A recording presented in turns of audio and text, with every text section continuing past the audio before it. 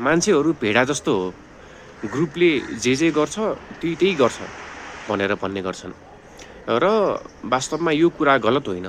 यदि हामीले हाम्रो पुर्खाहरू, यदि हामीले हाम्रो एन्सेस्टर्सहरू हेर्यौँ भने जुन ढुङ्गे युगको पालामा मान्छेहरू ग्रुपमा बस्थे, ट्राइबमा बस्थे।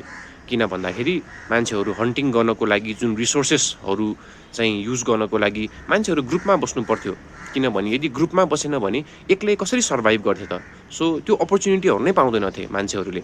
सो मान्छेहरू ग्रुपमा बस्ने गर्थे र कुनै ग्रुपबाट निकालिनु भनेको चाहिँ डेथ सेन्टेन्सको बराबर नै हुन जान्थ्यो, किनभने सर्भाइभलको लागि गाह्रो हुन्थ्यो। र पहिला जसरी आज पनि हाम्रो इन्भाइरोमेन्ट त्यस्तै नै छ, हामीहरू ग्रुपमा बस्ने गर्छौँ र हामीहरूको ग्रुप भनेको के हो? हाम्रो फ्यामिली, हाम्रो फ्रेन्ड्स, हाम्रो स्कुल कलेज अथवा हाम्रो अफिस, त्यो भनेको हाम्रो ग्रुप हो। र हाम्रो ग्रुपले गर्दाखेरि हाम्रो बानी बेहोराहरू, हाम्रो क्रियाकलापहरू चाहिँ इन्फ्लुएन्स परिरहेको हुन्छ। जस्तो कि एउटा इक्जाम्पल लिउँ कि कुनै एउटा फ्यामिली छ जसमा चाहिँ खेलकुद गर्नु इन्करेज छ भने त्यो फ्यामिलीमा भएको मान्छे पनि त्यही कामहरूमा चाहिँ इन्क्लाइन्ड हुन्छ।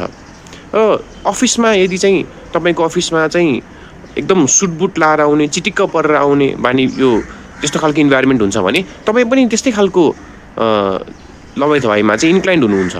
सो हामी जस्तो खालको ग्रुपमा बसिरहेको हुन्छौँ, हाम्रो बानी बेहोराहरू पनि त्यही हिसाबले चाहिँ इन्फ्लुएन्स हुँदै गइरहेको हुन्छ। हामी त्यही हिसाबमा चाहिँ त्यो ग्रुपमा बस्नको लागि चाहिँ हामीले त्यो हिसाबले इमिटेट गरिरहेको हुन्छौँ। सो के गर्नु गलत हो त? पक्कै पनि गलत होइन। तर के यो जुन ग्रुपमा हामी बस्छौँ कि त्यसैलाई इमिटेट गरिराख्नु सही हो त? त्यो पनि सही होइन। सो हामीले मेनली 3 किसिमको ग्रुपलाई चाहिँ हामीले इमिटेट गर्न खोजिरहेको हुन्छौँ। एउटा जुन हाम्रो एकदम नजिक छ, द क्लोज।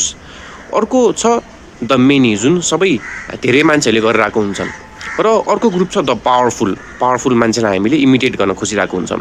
सो यसको बारेमा अझै हामीहरू नेक्स्ट भिडियोमा बुझ्छौँ।